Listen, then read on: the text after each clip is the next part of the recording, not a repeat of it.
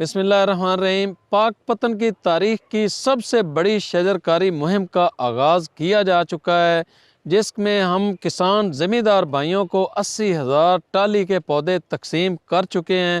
10 لاکھ پودے ہم تقسیم کرنے جا رہے ہیں۔ اس کے ساتھ ساتھ شہر فرید پاک پتن کو سرسبز اور شاداب کرنے کے حوالے سے ہم یہ بڑے سائز کے پودے لگا رہے ہیں۔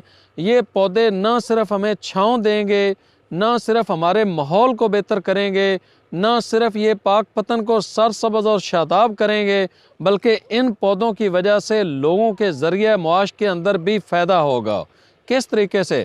یہ شہتوت کے بڑے سائز کے پودے ہیں۔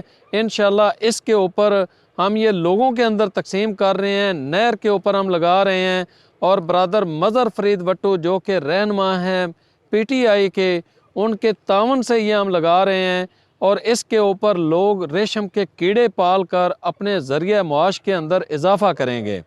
اس کی میں مثال دیتا ہوں کہ اگر 10 پودے آپ کے پاس بڑے سائز کے ہیں تو جو 3,000 روپے کا ریشم کا لاروا ملتا ہے، اگر آپ اس کو 33 سے 35 دن تک یہ شہتوت کے پتے کھلائیں گے تو وہ ہمیں تقریباً 35 سے 40,000 روپے کا ریشم ملے گا اس کے بدلے میں۔